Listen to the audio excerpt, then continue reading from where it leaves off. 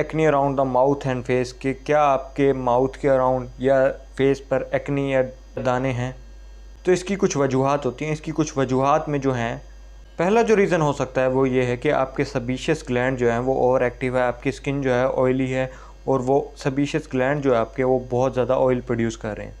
तो आपको ऑयल को कंट्रोल करना है अगर आप चाहते हैं कि आपकी स्किन एक्नी प्रोन ना हो तो, जिसके लिए आप 2% सैलिसिलिक एसिड सीरम यूज़ कर सकते हैं दिन में एक बार। दूसरा जो मेन रीज़न है एक्नी का वो है स्टीरॉयड क्रीम जो आप इस्तेमाल करते हैं, फार्मूला क्रीम्स, उनको स्टीरॉयड क्रीम कहते हैं, उनकी वजह से भी एक्नी जो होती है प्रॉन होती है। इसके अलावा एक और जो रीज़न जो माउथ के अराउंड एक्नी होती है वो होता है फ्लूइडेटेड टूथपेस्ट।